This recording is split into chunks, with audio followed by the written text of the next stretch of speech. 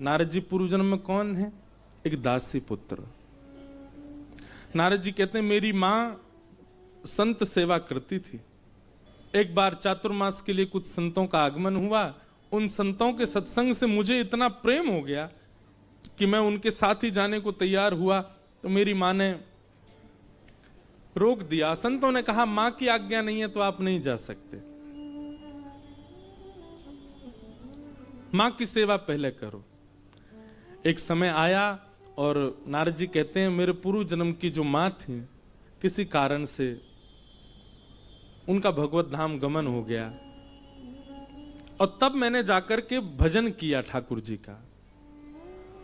और भजन के प्रताप से ठाकुर जी एक दिन मुझे दिखे और दिख करके अंतर ध्यान हो गए। तो मैं व्याकुल हो गया कि आप दिखे थे, फिर अंतर ध्यान क्यों हुए? ठाकुर जी बोले इस देह का तुमको त्याग करना पड़ेगा, तभी मैं मिलूंगा। और स्वतः त्याग मत करो, स्वाभाविक त्याग होगा।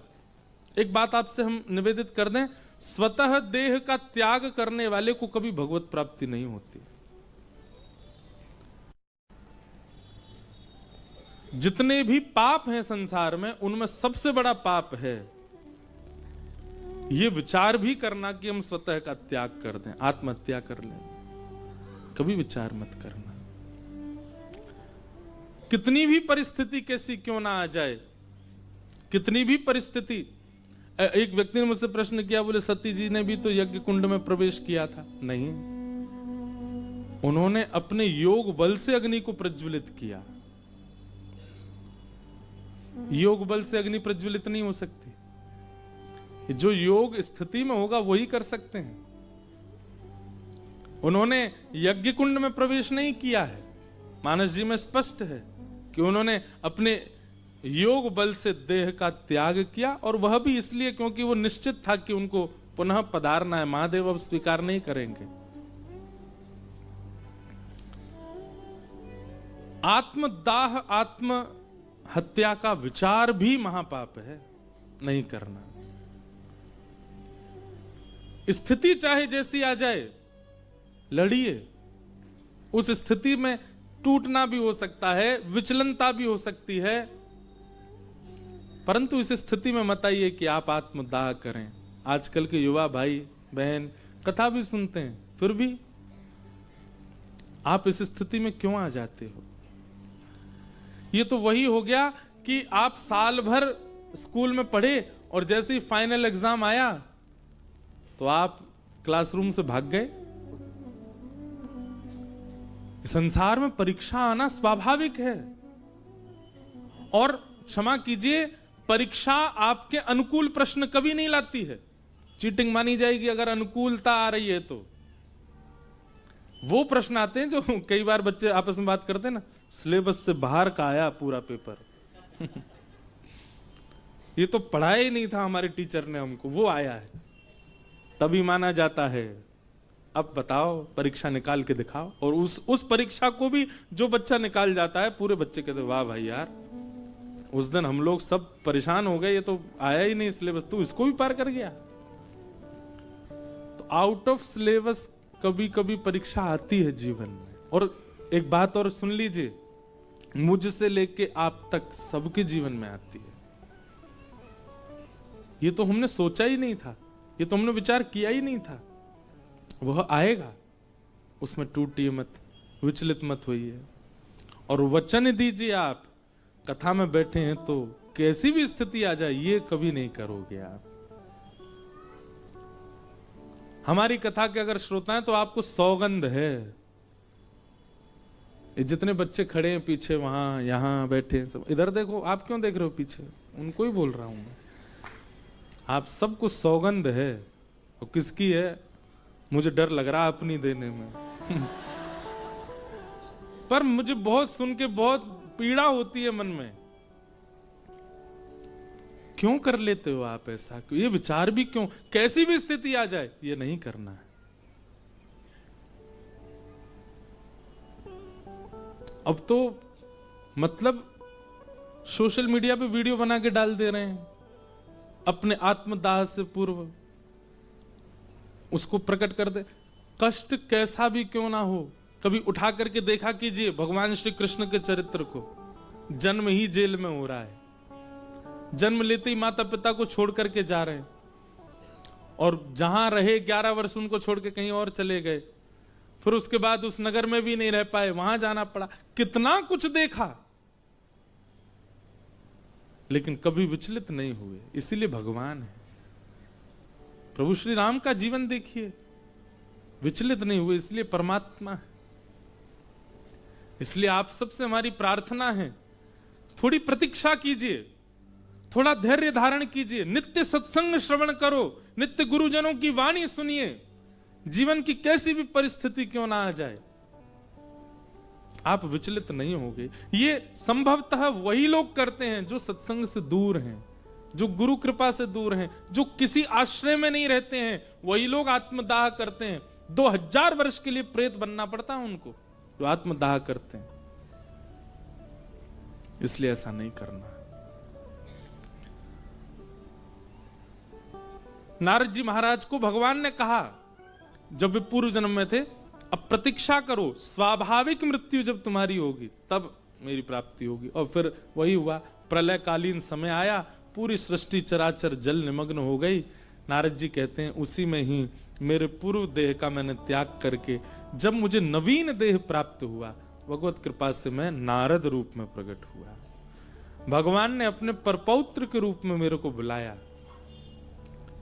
देवदत्ताम इमाम वीणाम स्वर ब्रह्म विभूषिताम मूर्छयित्वा हरि कथाम गायमानश्चराम्यहम्। नारद जी कहते हैं ये जो वीणा मेरे पास है, ये देवदत्ता वीणा है, ये भगवान ने मुझको प्रदान की है।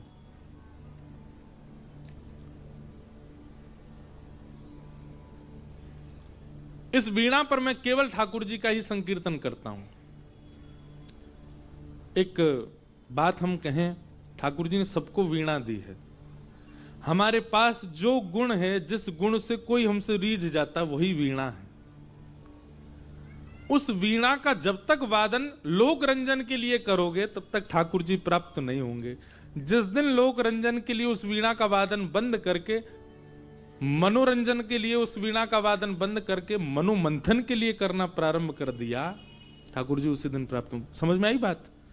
हमारे जो गुण हैं, हमारी जो योग्यताएं हैं, जिससे कोई मुझसे प्रभावित हो रहा है, कोई मेरी ओर खिंचा चला आ रहा है, वही गुण जिस दिन ठाकुर जी की सेवा में अर्पित हो गया, उसी दिन ठाकुर जी प्रसन्न हो जाएंगे। आपको भोजन बनाना बहुत अच्छा आता है, तो आप आए दिन मेहमानों को ही बुलाते रहते हो, आज हम ये बना के खिलाएंगे, आज हम ये डिश खिलाएंगे। अब मेहमान नहीं बुलाए जाते, अब तो वीडियो बनाई जाती है, आज हमने ये बनाया, ये ऐसे बनाया, ये डिश ऐसे बनाई। हम लोग लोक रंजन में इतना ज्यादा रहते हैं कि मनोमंथन हो नहीं पाता, और जब तक मंथन नहीं होगा तब तक प्रकट कैसे होंगे श्याम सुंदर। इसलिए कई बार अपने गुणों को लोक रंजन में ना लगा करके मनोमंथन में लगाइए, और उस मनोमंथन से श्री कृष्ण को प्रकट। यशोदा क्या करती हैं कि रोज ठाकुर जी उनकी गोद में आते हैं, मंथन, रोज दही बिलोती हैं। और जैसे दही बिलोती हैं, भागवत जी के दामोदर लीला में प्रसंग आता है, ठाकुर जी उठते हैं। कैसे उठते हैं? घर घर घर, जब मैया के दही मंथन की आवाज आती है, और घर घर के साथ मैया के चूड़ियां भी बजती हैं साथ में, और फिर मैया के कानों में पहने हुए जो कुंडल हैं उनकी झंकार जब आती है, उन सब ध्वनि, वो सारी ध्वनि जब ठाकुर जी के कान में जाती है, तो सोते हुए लाल जी के मुख में पानी आ जाता, मैया मक्खन निकाल रही है। और सोई ठाकुर जी उठते हैं, उठ करके अपनी आंख मीटते हैं, जगन्नाथ भगवान की तरह काजल फैल जाता है। और फिर ठाकुर जी देखते हैं, मैया मैया तू कहां है मैया? और यशोदा मैया के पास जाते हैं, और मंथन कर रही यशोदा मैया की दोनों भुजाओं के भीतर ऐसे नीचे से घुस जाते हैं, और दोनों हाथ के सामने आगे खड़े हो जाते हैं। मैया मैया मुझको अपनी गोद में बिठा ले। सोई दही मंथन करते करते मैया ऐसे गोद में रख लेती है, और मंथन चल रहा है, और ठाकुर जी मैया के वक्ष को खोल के दुग्धपान करने लग जाते हैं, छोटे से ठाकुर जी। ये बात हमने क्यों सुनाई? मंथन ही आवाहन है ठाकुर जी का। किसका मंथन? अपने गुणों का मंथन, अपने भावों का मंथन। आपके अंदर जो योग्यता है उसका मंथन कीजिए, मनोमंथन।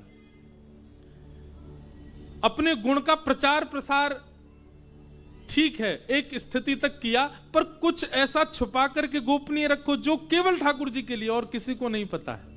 आपको अच्छा भोजन बनाना आता है, अपने मनोमंथन से नित्य विचार करो कल लाल जी को क्या पवाएं और वो बना करके पवाओ।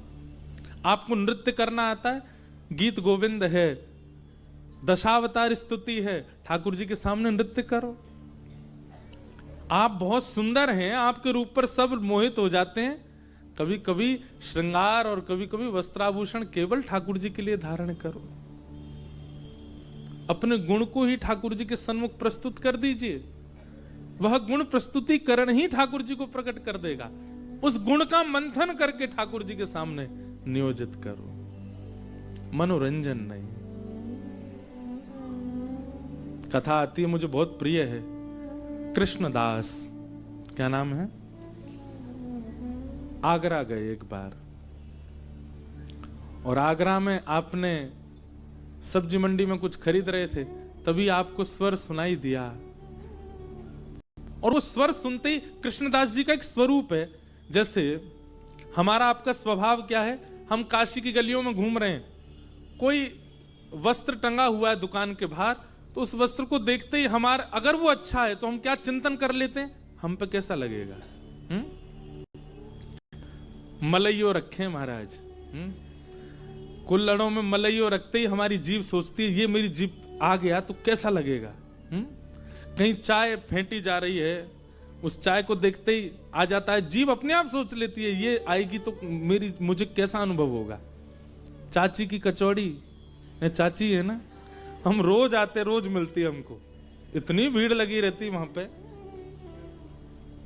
हम भी चाची को कहते हैं आके देखो हमारे पंडाल में भी बहुत भीड़ है। चाची की कचौड़ी, लाला की कथा। वहां लोग जब कचौड़ी खा रहे होते हैं, उनके खाते हुए मुख को देख के मेरे मन में भी आ जाता है एक बार मैं भी खा के तो देखूं ऐसा है क्या, यहाँ इतनी भीड़ लगा रखी लोगों ने।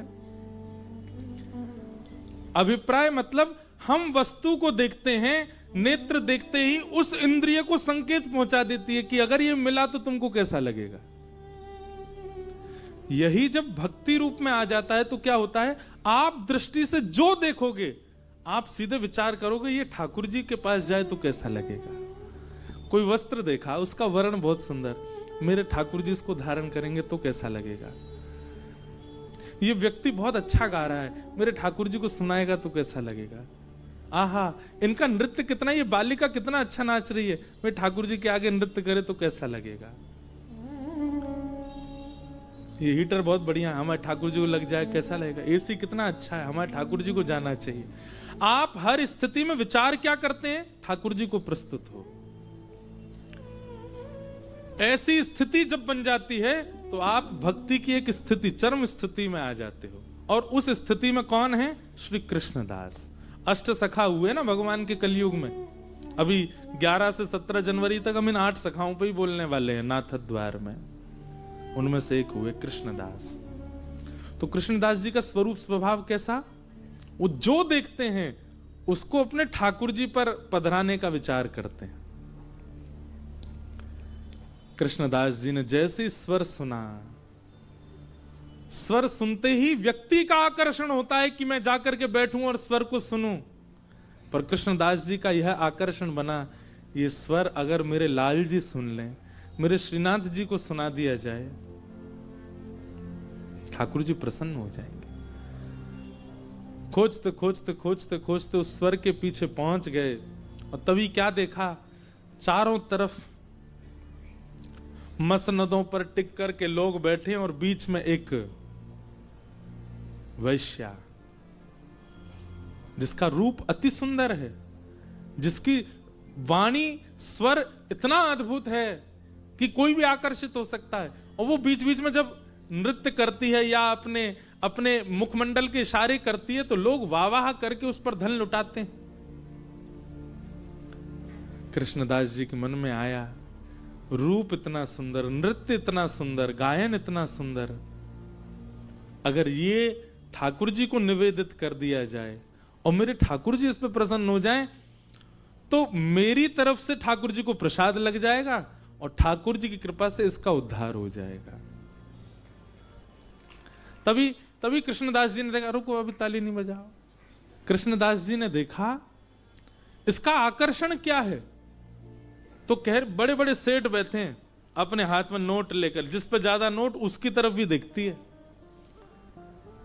उनमें से किसी ने 5 के नोट, अब पुराने जमाने 5 के, 1 के, 10 के, 15 के, 20 के। कृष्णदास जी ने अपनी जेब से 100 निकाले और एक भक्त हैं, और जैसे ही 100 निकाले उस वैश्या ने जैसे ही देखा उनकी ओर पहुंच गई। बोले इतना तो मुझे आज तक किसी ने नहीं दिया जितना आप दे रहे हैं। बोले ये तो एडवांस है, रखो, असली तुमको मूल्य, तुम्हारा मूल्य तो हमारे सेठ देंगे, इसको रखो। आपके सेठ कहां है? बोले वो नहीं आते, उनके पास तुमको जाना पड़ेगा। हाँ तो मैं तैयार हो जाती हूं, चलूं आपके साथ। कृष्णदास बोले चलो। याद रखें, आज तक जितने सुंदर तुमने पोशाक पहनी सबसे सुंदर पहनना, श्रृंगार भी अति अद्भुत करना, और राग जो जिसमें तुम अति निपुण हो वही राग सुनाना। हमारे सेठ जी प्रसन्न हो गए तो इतना धन देंगे कि तुमको कहीं जाने की आवश्यकता नहीं। वैश्या तो प्रसन्न हो गई, निकल पड़ी कृष्णदास जी के साथ। गोवर्धन आए श्रीनाथ जी के प्रांगण में। श्रीनाथ जी अभी प्रसाद राजभोग पा रहे हैं, पर्दा लगा था, सामने जाकर के वैश्या को खड़ा कर दिया। कृष्णदास जी एक खंभ के पास खड़े हो गए। उस वैश्या ने पूछा, कहाँ है आपके सेठ जी? बोले अभी भोग आरोग रहे हैं, भोजन कर रहे हैं, अभी भोजन करके आएंगे। उनको देखते ही नाचने शुरू कर दे, समय नहीं है उन पे।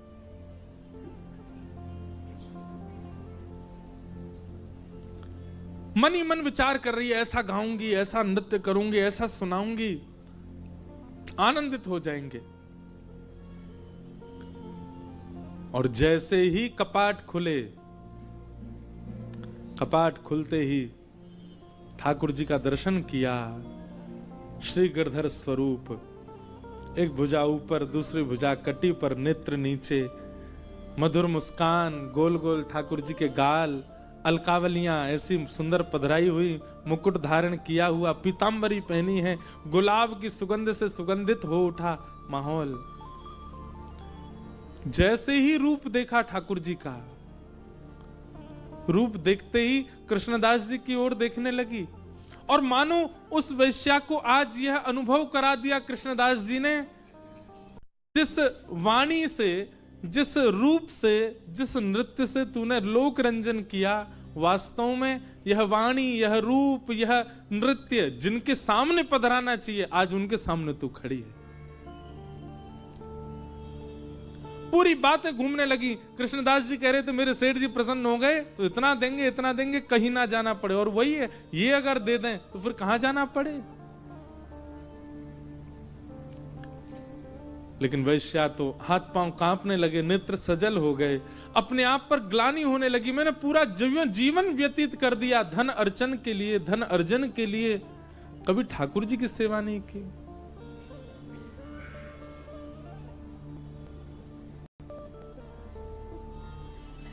कृष्णदास जी की ओर देखा, मैं क्या करूं, मेरी वाणी नहीं निकल रही है। वाग गदगदा द्रवते यस्य चित्तम रुदत्य भिक्षणम हसति क्वचिच्च विलज्ज उद्गायत नृत्यते च मद भक्ति युक्तो भुवनम पुनातु। वाणी भर आई है, नेत्रों से जल धार बह रही है, तन की स्थिति नहीं पता है क्या करना है, मैं क्या करूं, आज्ञा करें। तब कृष्णदास ये पद गाते हैं,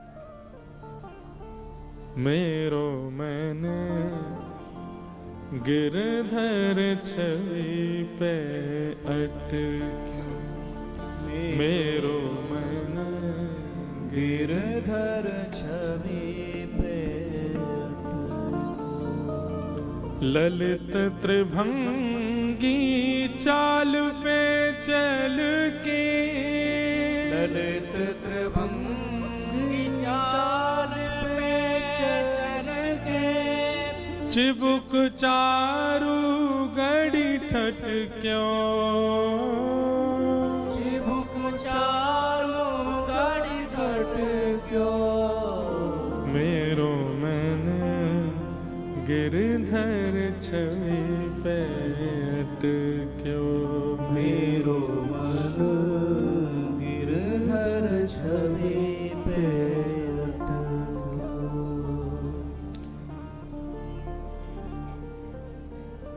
कृष्णदास जी की ओर देख के वो वैश्या कहने लगी, अब मैं कैसे प्रस्तुत करूं नृत्य इनके आगे, क्योंकि नृत्य मेरा उच्छिष्ट हो चुका है, मेरी वाणी उच्छिष्ट हो चुकी है, संसार ने इसका उपभोग करके इसको झूठा कर दिया, ठाकुर जी को भोग कैसे लगाऊं, ये तो अमनिया पाते हैं। तो कृष्णदास जी ने सांकेतिक रूप से अपने शब्दों में कहा, क्या तन उच्छिष्ट हो सकता है पर आत्मा तो अमनिया ही रहती है, आत्मा कभी झूठी नहीं होती, आत्मा कभी उच्छिष्ट नहीं होता। संसार इस तन का भोग कर सकता है, यह तन संसार का भोग कर सकता है, पर आत्मा तो परम शुद्ध रहती है। तन निवेदित मत करो, अपनी आत्मा निवेदित कर दो ठाकुर जी को, वो तो परम शुद्ध परम पवित्र है। और पद गाते गाते कृष्णदास जी गाने लगे, क्या? कृष्णदास किए प्राण न्युछावर,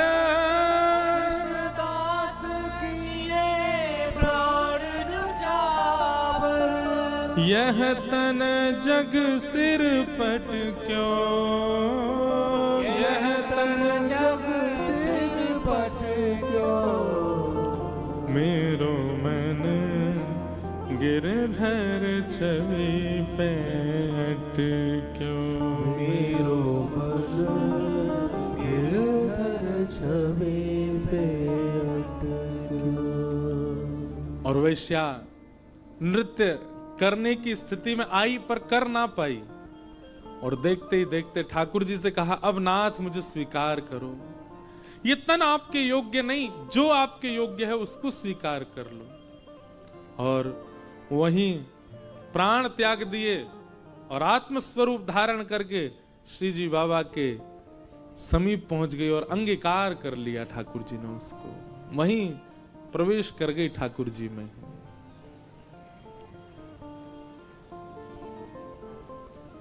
अपने गुण को ठाकुर जी के सन्मुख निवेदित कर देना, यह ठाकुर जी की प्राप्ति का एक बड़ा उत्तम उपाय है। सबको वीणा मिली हुई है, हमारे गुण के रूप में वीणा ठाकुर जी ने सबको प्रदान की है। पर एक बात कहें बंधुओं, यहां आत्मा से भगवत प्राप्ति के कई प्रसंग सुनते हैं, पर कईयों ने देह से भी भगवत प्राप्ति की है, जैसे भक्तिमती मीरा। आज भी भेंट द्वारिका में ऐसा कहते हैं कि श्री द्वारिकाधीश जी के श्री अंग के समीप ही मीराबाई का तनिक अंग वस्त्र दिखाई देता है, क्योंकि मीराबाई सशरीर ठाकुर जी में विलीन हो गए। श्रीमद वल्लभाचार्य जी महाराज इसी काशी से सशरीर भगवत धाम प्रस्थान कर गए। सशरीर प्राप्त होने वाले भक्तों की भी गणना कम नहीं है। क्यों? क्योंकि उन्होंने अपने तन से, जिसने अपने तन से लोक रंजन की भावना ही नहीं रखी होगी, तन से प्राप्त करेगा भगवान को। पर कहीं ना कहीं तन को लोक रंजन में लगा के रखा, तो उस पर फिर एक ही उपाय बचता है कि वो आत्मा से भगवत प्राप्ति करे। उसका तन फिर संसार में ही रहता है, क्योंकि उच्छिष्ट का भोग नहीं लगाते ठाकुर जी।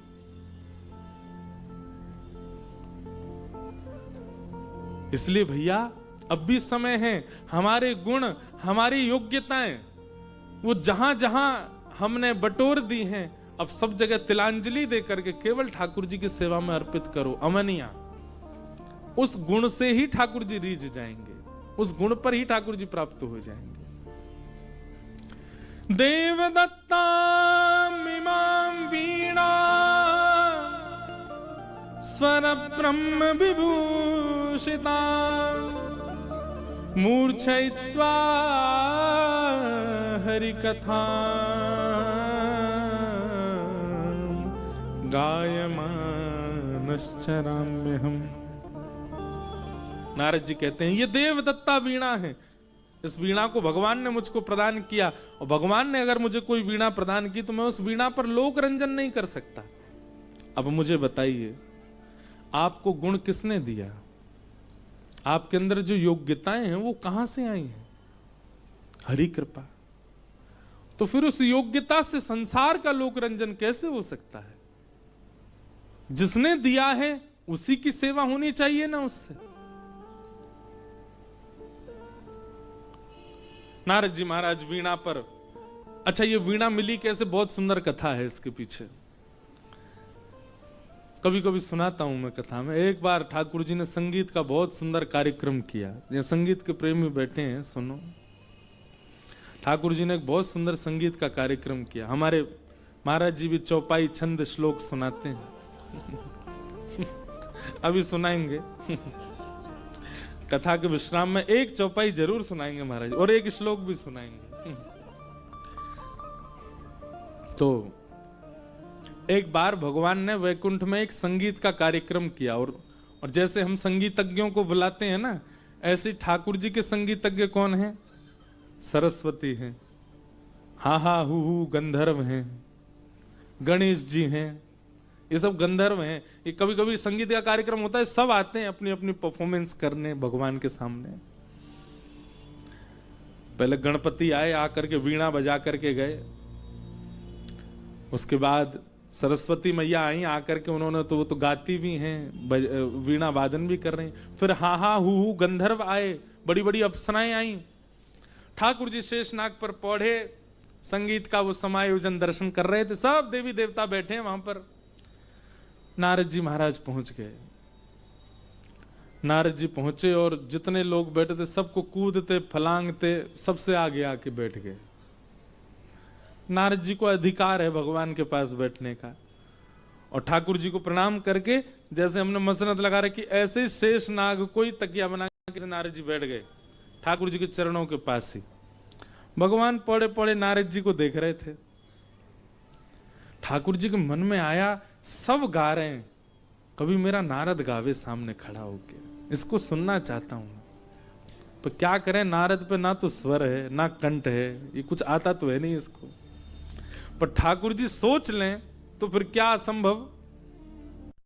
तो भगवान ने अपने पैर के अंगूठे से नारद जी के कान के पास ऐसे पांव का अंगूठा ऐसे किया। तो नारद जी बोले, जी भगवान इधर आओ। नारद जी गए पास में, कहिए तुम क्यों बैठे हो यहाँ पे? बोले संगीत का कार्यक्रम हो रहा है, सब सुनने आए, तो मैं भी आया हूं। बोले तुमको समझ आ रहा है क्या गा रहे हैं वो? चलो सारे गामा पाधानी से सुनाओ।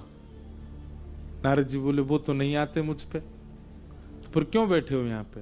जब तुमको संगीत का सा भी नहीं आता क्यों बैठे हो यहाँ पे बेवजह? जाओ भजन करो अपना, हिमालय पे जाओ। यहाँ वो लोग बैठेंगे जिनको संगीत की थोड़ी बहुत जानकारी हो, तुमको कुछ नहीं आता, क्यों बैठ गए हो फिर यहाँ के? चलो निकलो यहाँ से। नारद जी को बड़ी तौहीन लगी अपनी, भाई हम तो मतलब गाना नहीं आता तो सुन भी नहीं सकते हम। नारद जी जाते अब जितने देवताओं को फलांग के आए थे सब देवता हंसी करने लगे, और बैठ लो आगे। नारद जी को लगा अब तो ऐसा बन के आना है कि ठाकुर जी मुझे अपने सामने भी नहीं, मंच पे ही बैठा है। सीधे चित्रकेतु के पास गए। चित्रकेतु पे सारी नॉलेज होती है। बोले एक बात बताओ, इस तीनों लोकों में सबसे बड़ा संगीत का ज्ञाता कौन है? मुझे उसका परिचय दो। बोले एक ही है। कौन?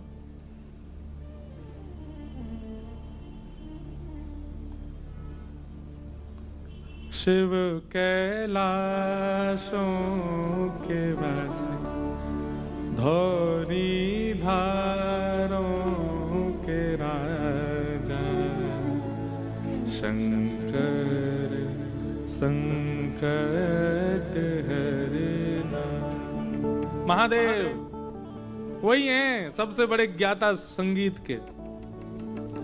नारद जी महाराज बोले कहां मिलेंगे? बोले कैलाश पे बैठे, जाओ।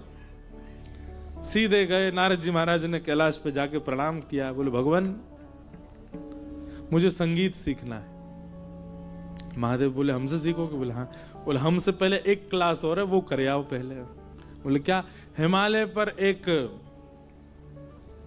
उल्लू बैठा है चोटी पर ऊपर, पहले उससे सीख के आओ, और वो जब तुमको आशीर्वाद दे देंगे कि हाँ तुम योग्य हो गए, तब हमारे पास आना। उल्लू के पास क्यों भेजा? शिष्य जब तक मान रहित नहीं होगा तब तक गुरु शिक्षा ग्रहण नहीं कर पाएगा। नारद जी को ये मान हो जाता, शंकर जी से सीखा है मैंने, तो ये मान कहीं नारद जी में आ गया तो फिर दुविधा आ जाएगी, तो इसलिए पहले उल्लू के पास भेजा। बोले जाओ पहले पक्षी से सीखो। तो नारद जी पहले ही मान रहे तो हो गए। बोले वाह बताओ, उल्लू से सीखना पड़ेगा। 1000 वर्ष तक उल्लू से संगीत सीखा, और वहां संगीत सीखने के बाद नारद जी महाराज महादेव के पास है। महादेव जी ने 2000 वर्ष तक संगीत सिखाया, लेकिन फिर भी नारद जी के चित्त में मान आ गया। बताओ नारद जी, अगर भगवान शिव ने उल्लू के पास नहीं भेजा होता तो मान की क्या स्थिति होती? इतना करने के बाद भी मान आ गया। क्या मान आया? हमसे बड़ा संगीत का ज्ञाता इस वक्त पृथ्वी पर कोई नहीं है। ऐसा स्वर गाऊंगा ठाकुर जी के आगे जाके, हा हा हु गंधर्व सरस्वती सब मेरे आगे नतमस्तक हो जाएंगे। मान आ गया। और सेवा में मान नहीं आता, प्रेम में मान नहीं आता। और जहां सेवा में मान है, प्रेम में मान है, इसका मतलब है कि आपकी सेवा खोटी है, आपका प्रेम खोटा है, क्योंकि मान कर रहे हो आप। नारद जी महाराज मान करके जाने लगे, अब तो मैं बहुत बड़ा ज्ञानी हो गया हूं संगीत का। अब तो वो किसी को प्रणाम भी कर रहे हैं तो गा गा के कर रहे हैं, जय श्री कृष्ण।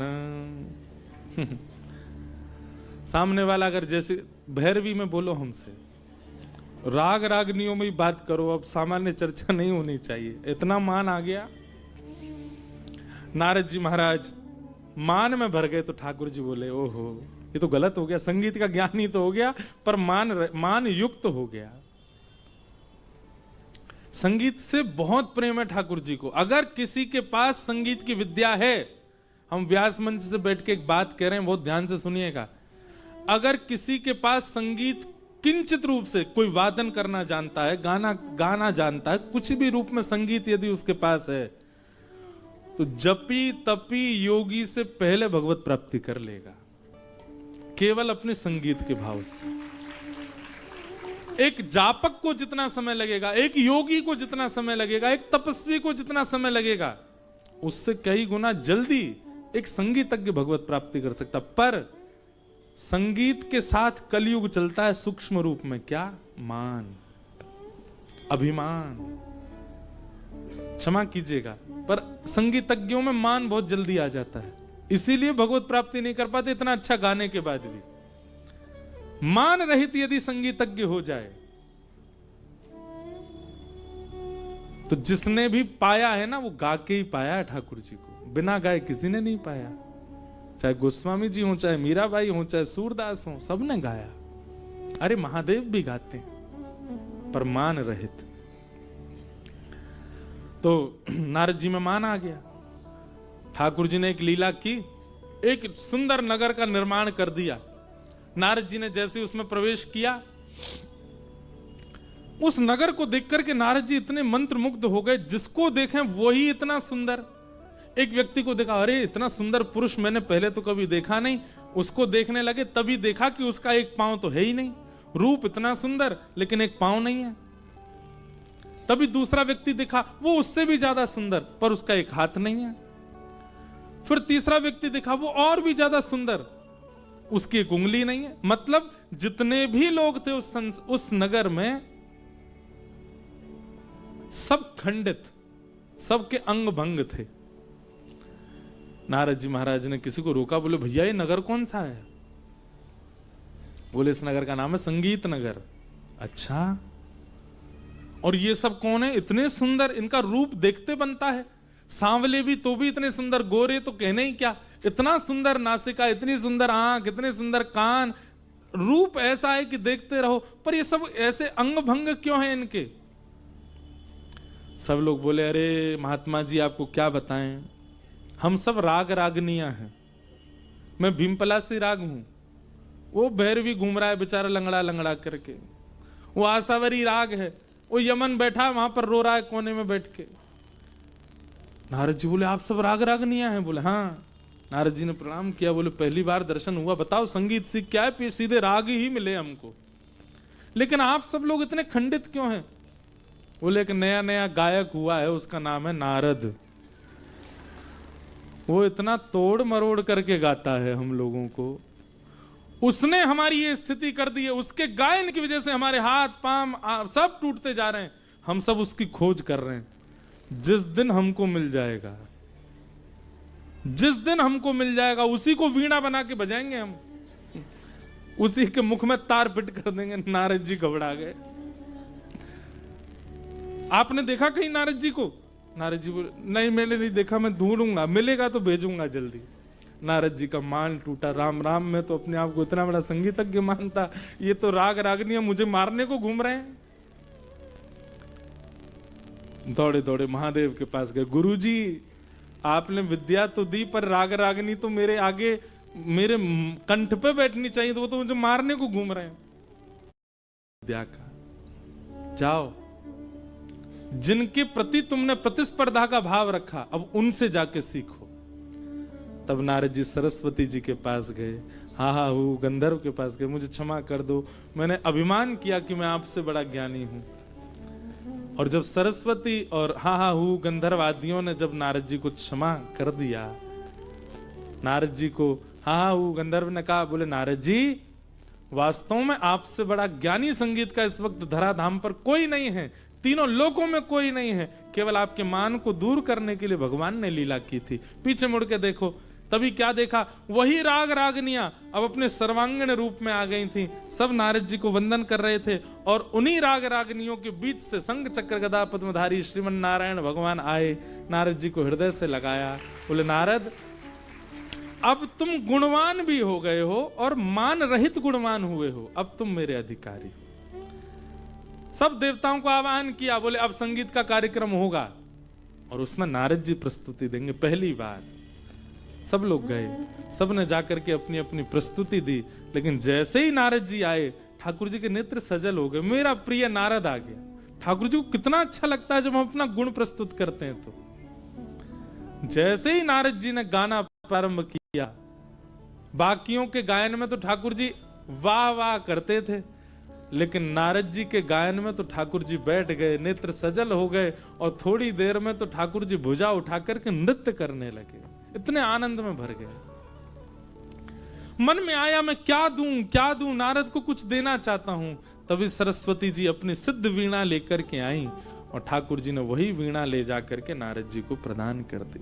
देव दत्ताम इमाम वीणा स्वर ब्रह्म विभूषिताम मूर्छयित्वा हरि कथाम गायमानश्चराम्य हम।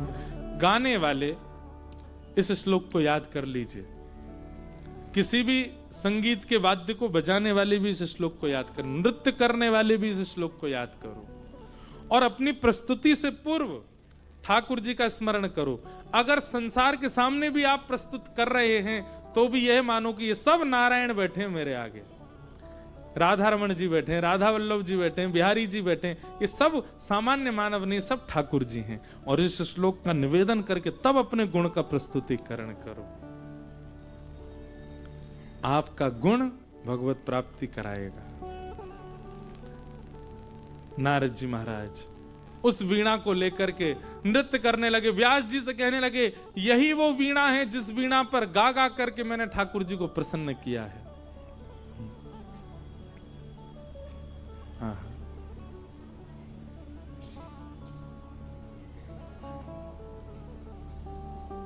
जाऊं तेरे चरण कमल पे वारी, मैं जाऊं तेरे चरण कमल पे वारी। नारद जी गा रहे हैं मैं जाऊं तेरे चरण कमल पे वारी, मैं जाऊं